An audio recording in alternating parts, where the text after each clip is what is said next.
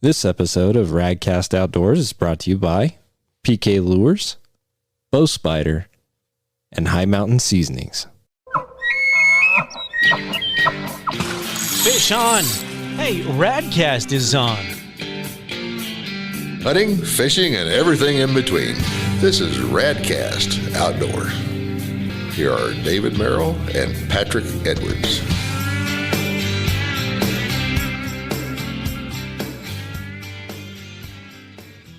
Hey everybody out there, hello and welcome to another episode of Radcast Outdoors. We are mobile in the field this time and it's pretty exciting. We're not in the studio, but I've got Patrick here with me. Hey everybody. In the background you can probably hear the rain as it's falling here. It's Alaskan rain. Mm-hmm. It does that quite often here. Yeah, we're outside on the patio. It is raining, but we've had a really beautiful trip. It's been great weather so far. We've spent more time on the water than in bed sleeping for sure. Mm-hmm. Yeah, I don't think we slept a whole lot. Everybody's dragging. We're a little tired, but this is our Alaska fishing trip recap. We actually do have a guest with us. They'll be coming on shortly, but I want to just thank our sponsors real quick right off the bat. We smoked a bunch of fish this trip. High Mountain Seasoning came in, just perfect. We used some PK lures. We're going to come back up and do some more PK lure fishing for sure. We're right between the end of the reds and the start of the silvers, and Kings is closed. So it's been a little bit different of a year for sure than I'm used to, because I like to go back mount some eggs and catch a big king, and then sometimes the silvers are a little early. So I think we're taking home 5 fish boxes between everybody. We've had a good trip. So Patrick, what other sponsors do we need to cover? Well, and then thanks again to Bow Spider. Sorry, I had a Alaskan state bird flying in my face. And if you don't know what that is, go look it up. There's a few of them even in the rain. Yeah, they like to chew on you when you fillet fish too. But yeah, thanks to Bow Spider. Thanks to all of our sponsors for helping make this show possible, and obviously these great experiences that we're having. We've had a good time. We've got a lot of different kinds of fish. We'll talk about that, and we'll also talk to our special guest about his experience up here with us. We took a few videos and pictures, so if you want to kind of follow along in depth a little more, we've smoked some fish, baked some fish, so showed how to fillet some fish. So hop on our socials, follow us there, and if you like our podcast, subscribe, tell your friends, neighbors, share it out, please. Yeah. So welcome to the show, Hunter. How's your trip been? Well, it's been amazing to come back to Alaska after 5 years. Yeah. And, well, I kind of missed it a bit. Yeah, you were born up here, weren't you? Yep. So for those of you who don't know, Hunter is David's son, and he came up here on his first big boy trip with the guys. So what was your favorite part of the trip? I'd probably say just staying at the ocean. Yeah, you liked the beach night? Yeah, it was a nice night. What did you catch? We all caught together 3 sharks. Yeah, sharks are pretty cool, huh? Yeah. Yeah, I've never caught one up this way, so it was kind of cool. And you reeled that big old shark in, and you held him up for a picture. Yep. What was the best part about that? I just loved it. It was amazing to see a shark in Alaska. I mean, nobody ever thinks there's going to be sharks in Alaska. Yep, that's true. So we were halibut fishing off the beach, had a nice fire, cooked some s'mores. Beautiful background was Redoubt. Yeah, Cook Inlet. Turning an Arm was right out there in front of us. The water was a little rough, so we did some surf rod fishing, trying to catch a halibut, but everybody got a shark. Do you remember the spine? Yeah. Where's that spine located on those fish? Front fin. Right, that Yep. first fin on the tail?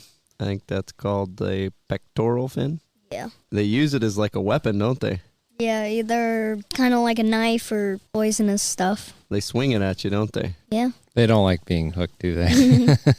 Especially the one we first caught. Yeah, that one was really deep hooked. But yeah, they don't like being hooked very much. Of course, I wouldn't like being hooked either, so that wouldn't be too fun. But I do want to talk about one thing. I watched you winch in some really nice red salmon. What was that like? Well, they were really heavy. It was so fun. Yeah. Did they make your arms tired? Yeah. For everybody out there, there'll be a picture somewhere, but we were fishing the Kenai. It's a pretty fast river, so we stuck him in a life jacket, and Dad had to hold on to the back of the life jacket and keep one hand on the rod so that him and the rod didn't go downstream in the river, huh? Yep. But you did it. You got them winched in. Yep. I caught 4 on the second day, 2 on the first. Yeah. That's a pretty good time. You definitely contributed to the fish haul, didn't you? Yeah. Yeah, that was pretty My awesome. limited in 2 days, but you guys all got your limited one. Yeah, that's good though. It's all a team effort. It's a good meat haul, but you did really well fishing off that part of the river, and you caught some really nice red salmon. Most kids your age have never caught a salmon, let alone a red like that. So that's pretty cool. Yeah, not many kids get to come to Alaska with their dads. Yep. So this is a special trip, isn't it? Very special trip. And you're one heck of a card shark. We were playing Uno Flip, and let me tell you, Hunter is quite the competitor at Uno Flip. Yep. I will just keep playing and playing. It was a lot of fun, though. Yep. So what are some things to think about for other kids to bring if they're going to come up here and go fishing with their dads? Well, definitely bring quite a few pairs of coats, pants, shirts, because you're going to get wet. And you're going to smell fishy. Yeah. We all smell fishy after a few days of fishing, didn't we? Yeah. Snacks are important, right?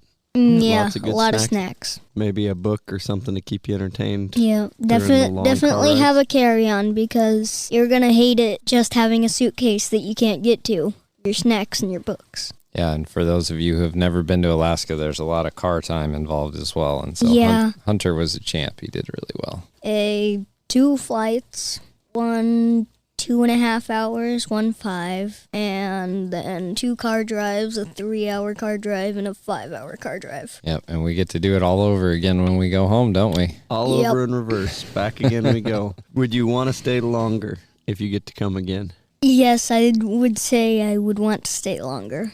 What would you want to fish for more if we stayed longer? We might go trolling for some stuff. You want to go trolling in the boat? Yep, Okay. and maybe go catch some more sockeye. We're going to definitely catch more sockeye. So do you like the smoked sockeye better or the cooked, like baked sockeye better? I'd say smoked. We had a competition with 3 different brine varieties in the smoker. So they were all in the same smoker, and there's a couple pictures of it. It's a pretty big smoker, and we filled it up, didn't we? Yep, big smoker. But by far, Patrick, what do you think is the unanimous vote on the best brine? High mountain gourmet fish, hands down. We tried my dad's brine recipe. We tried mine. We tried the High Mountain Alaska brine. And while those 3 were more than edible, they were good. The gourmet was head and shoulders above on the sockeye. Yeah, they were really, really good. And Hunter was putting a lot of it away, weren't you? Yeah.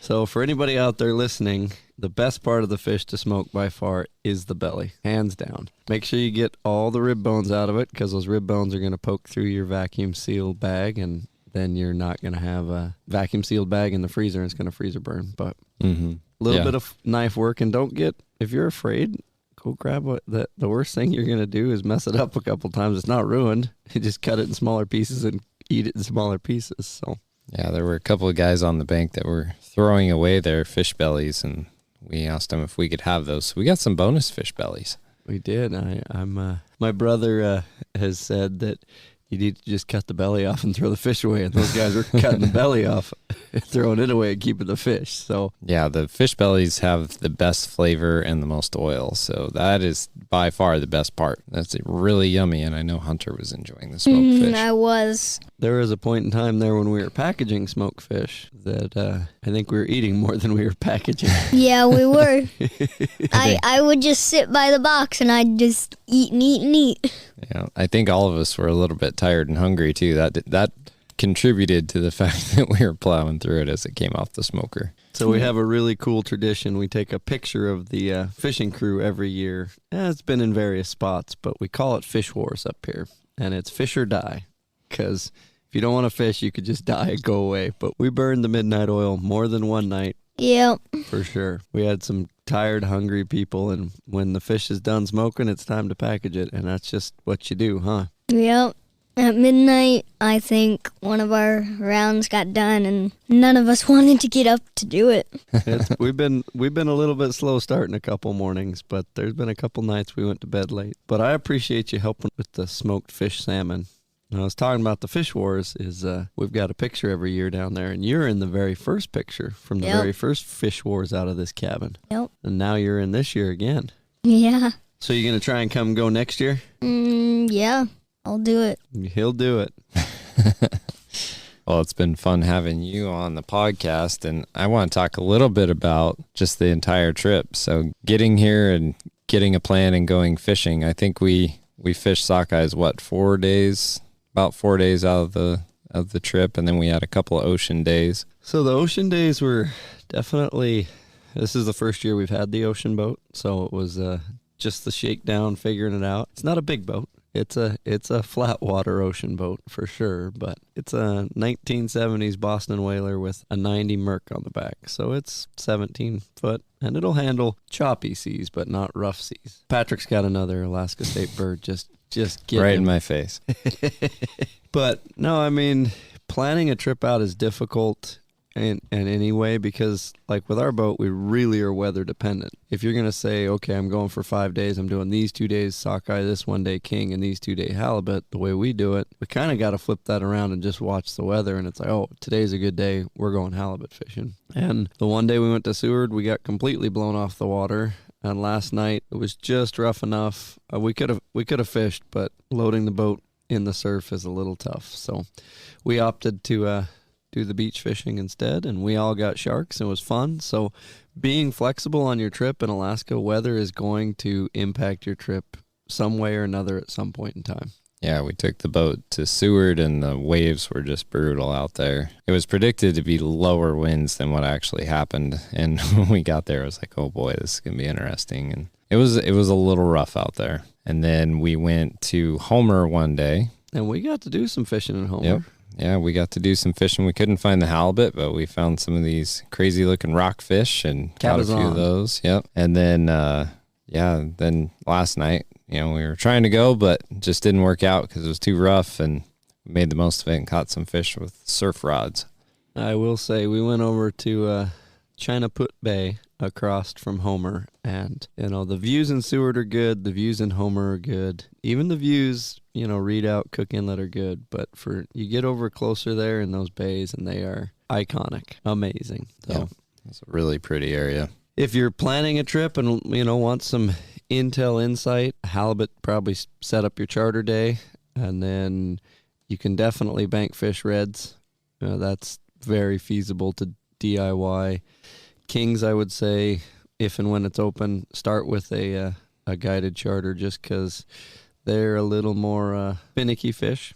When the sockeye are in the river, you can catch them from the mouth all the way up to the Russian and anywhere in between. You find a stretch of water and get out there and get a good drift. You'll find some reds. Mm-hmm. Yeah, and I think, like you said, too, I mean, if you want to come later and come in August, you got the cohos that you can fish for, too. And they like to hit lures, so if you'd like to throw lures, that's the fish to fish for with lures. Probably my favorite is sight casting smaller streams. We got one evening of that, but I want to do some more of that for sure. But we put several limits in the freezer, and we already smoked a good third of it, and we're taking home, each of us is taking home quite a few smoked fish, and I really do like that smoked fish. We've talked about this recipe on the podcast before, but obviously the gourmet fish brine, you just follow along on the instructions. You need to brine it for 12 to 24 hours. Another thing I learned is definitely either lay your fish out in the breeze sun for about an hour so it can develop a tacky surface, or we put a box fan on it in the smoker and let it sit there.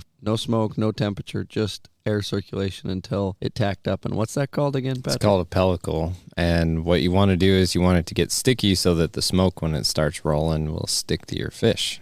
And then you get a smokier flavor, better flavor, and it kind of seals in all the moisture. It's really good.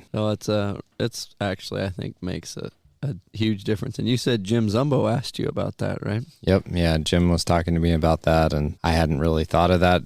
Sometimes I'd let it sit for a while, but I didn't really know what the methodology was behind it. And he explained it to me, and I was like, oh, well, that's pretty cool. And it works, man. It definitely makes a big difference on smoked fish. So, I mean, you could take the same fish, the same fillet, the other half, and you not air dry one for an hour or two till it develops that surface versus just putting it right in the smoker, and it's substantially different. And yeah, it just locks in that flavor a lot better. You get a lot better smoke. So you should definitely do that. I mean, it's not too bad. And one of the things we did on the smoking side too is, we made sure that our fish was uniform thickness as much as possible, so that when we're smoking it, we didn't have like certain pieces that were going to take way longer than others. So that's another tip, is make sure your fish is uniformly even, so that you don't have a bunch of thick pieces that you got to wait extra long for. I actually like Dad's method of, we fillet the fish normally and then cut the tail off, and then basically the fish has the rib section and then the body section. The body section is 4 times thicker than that belly. After you cut the tail off, cut that fish horizontal. Yeah, so from the anal vent back is the tail section, so you cut that off, and that's just like a triangular piece. Then below the pin bones about an inch, you cut the belly right there, all the way across the full length of the fish, so that you have a full belly piece. And then that back piece, that really thick piece, you can use for baking or whatever other kind of meal you're going to do. We cut it in half, and then so you basically each fillet end up with 4 pieces. 2 go in the smoker, 2 go in the freezer, and so we're pretty much smoking, as far as surface area, 50% of the fish goes in the smoker, 50 in the freezer. And the other thing about smoking fish is the more surface area that you have open to the smoke, the better. And so when you chunk it up like that, it works out really well. So takeaways, if you're planning a trip to come to Alaska, there's a ton of information out there, but I would say focus on this day we're doing this day we're doing that, be flexible. But to say that you want to fish, the Alaska Peninsula, the Kenai Peninsula, Southeast, and a couple of the Copper River, you're not going to make it to those 5 places in a week. You got a couple day travel to each one. It's a big state. Yeah, it's a big state, and by the time you flip for reds for a few hours, you're going to be tired, you're going to be sore. It gets a little wild down there with people shoulder to shoulder, and then you're doing the same motion basically over and over again. On the same side of the river, so you can't switch and face the other. You just can't. You have to go the whole other side of the river if you want to. If you're a lefty, go to the south side. If you're a righty, go to the north side. Yeah, and I mean, it was interesting watching different people. That's another fun part of the trip, is seeing human behavior on the river, just because people are different and everybody reacts differently, and you get to meet people from all over. We met some guys from Illinois and a bunch of different places, and so that's part of the fun of it too, is you get to meet people. And we got to meet and talk and hang out and help net each other's fish, and nobody got hooked too bad while we were down there. But one of the things I will say is, when you've got a foul hook salmon running the other way with a 3/4 ounce weight, if that thing comes undone, that weight and hook are coming back at you. So I'm pretty particular about keeping my sunglasses on. I watched a guy lose an eyeball down there. So after that, I was a believer in keeping your eyes shielded and not looking at somebody that's got to run away. It's hard when somebody's got to, yells fish on you, all want to look. And when it starts, that first 30 seconds is if it's foul hooked and it's just running straight away. It runs out 20, 30 feet. They're trying to stop it, and bing. Mm-hmm. So yeah, it can get pretty wild. I got hit with a couple of things on the river, and also people above you, sometimes they'll drift and they'll pull their hook and it'll end up in your waders and your leg. It's not real fun. I actually got Patrick with my weight. I didn't get him with my hook, but he was fishing below me, and I got him with my weight. And I didn't even know it till later. Yeah, it was just a snag and it popped loose and the weight got me. But I had the glasses on and it actually hit right on the glasses. So it worked out and didn't get me. But I've seen a few people, like David said, get hooked, and it's just not a pleasant experience, that's for sure. Well, some years the water level where we fish is ankle deep, or you can almost just barely be standing on the edge of the water, but you're down on under the high water mark. Some years, like this year, it was chest wader deep, and they've come in places and armored the bank. And legally to fish, you either have to be on a platform or down in the water, and that is to protect that crucial bank habitat for the smolts that are kind of hiding in that grass trying to grow up. So it is important to not be damaging the ecosystem. It was certainly a lot different than the water levels I had 8 years ago when I came up here. I mean, it was much higher, faster. They've had a lot more precipitation, I guess, and again, today we're getting even more of it, but it's been a lot of water, and so you have to plan for that too. You may have hip boots, you may have waders, but like Hunter, where did you get to fish from on the river? Well, I had a rock in front of the stairs, and I was fishing off of that. We caught maybe 10 fish. Yeah, you did really well fishing off of that rock and fishing that spot. Those fish were coming right through there and funneling, and you were hooking them as they would come by, huh? Yeah, it was quite the experience. So as far as rods, do you like the spinning or the bait casting reel better, or the fly reel? Because you got to fish with all three this trip.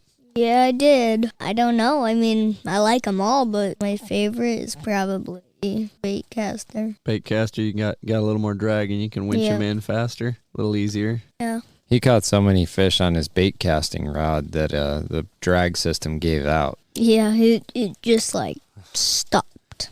Oh, it's the drag stopped. The reel free spools both directions now. You gotta keep your thumb on it. Yeah.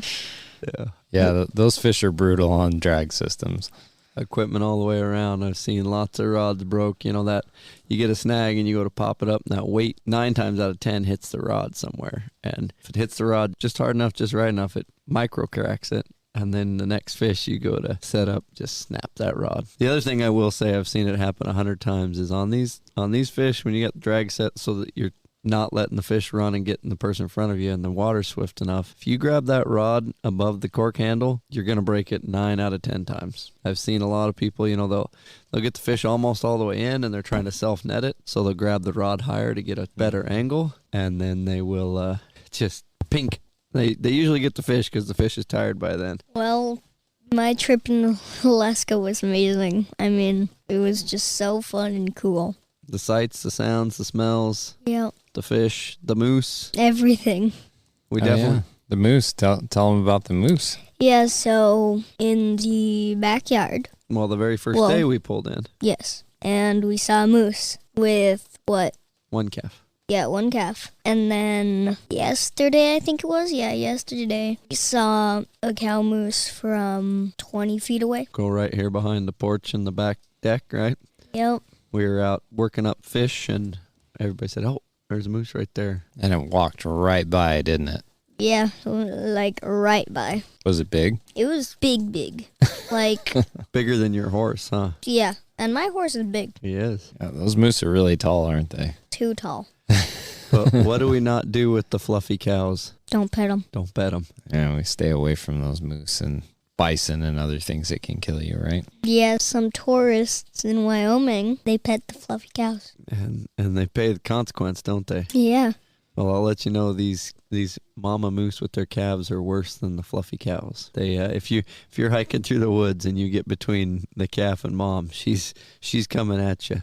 Yeah. I think it's still the correct statistic, but it used to be that more people got attacked and killed by moose in Alaska than by bears. Bears, you got to go quite a ways up any of these streams and get kind of away from human inhabitation and fishing pressure, and then the bears will start being a little bit aggressive. Obviously, if you leave fish out, you might have a bear problem, but you can be walking out of a house or a restaurant or a supermarket in Anchorage or in any other town and have a moose eating on the flower beds year round, and it just decides that it don't like you. And there's a famous picture somewhere, and there's a grizzly bear kind of cowering on the ground. It's an action shot, and a moose is reared up with both front hooves in the air coming down, and you can just see the grimace on the bear's face and just kind of as it's scrunching up, bracing for impact. I don't know how many pound hoof, but it's several inch diameter, and they bring that down from 10 feet, and it's going to hurt. You hear that rain? I hear that rain. That's picking making up water for more fish. Yeah.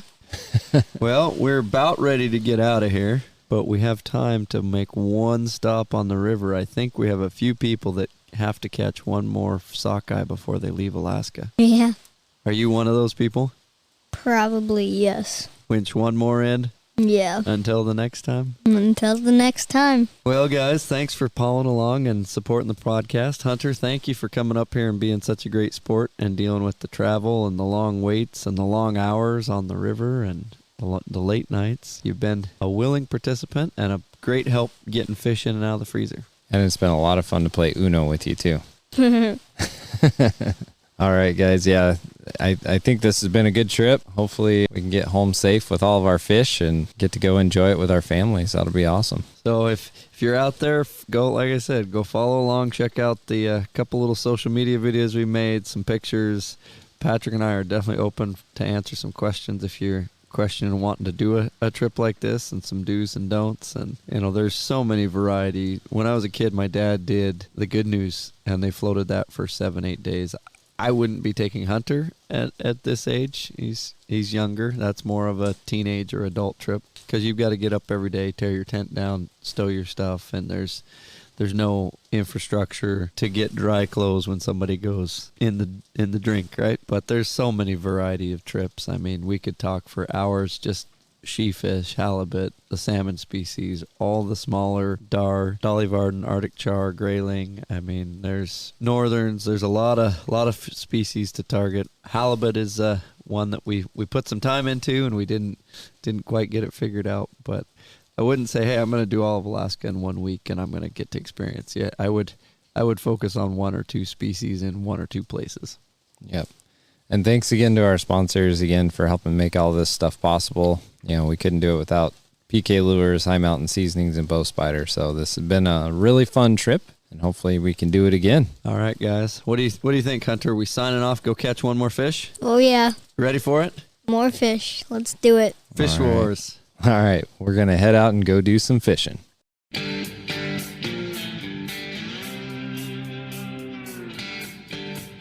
Thanks again for listening to the Radcast Outdoors podcast. We hope that you've enjoyed the show. If so, please go to Apple Podcasts, Spotify, or wherever you're listening to this podcast and subscribe, share, and give us a 5-star rating, which really helps other people find the show. You can find all of our shows, recipes, giveaways, videos, and much more at radcastoutdoors.com. While you're there, please help support the show by purchasing a Radcast Outdoors shirt or hat. Please don't forget to follow us on Facebook and Instagram. We also have a Radcast community on Facebook called Radcast Nation, and we'd love for you to join in the conversation there. And of course, please help support our sponsors who make this show possible. Thank you again to PK Lures, Bow Spider, and High Mountain Seasonings. Until next time, get out there and enjoy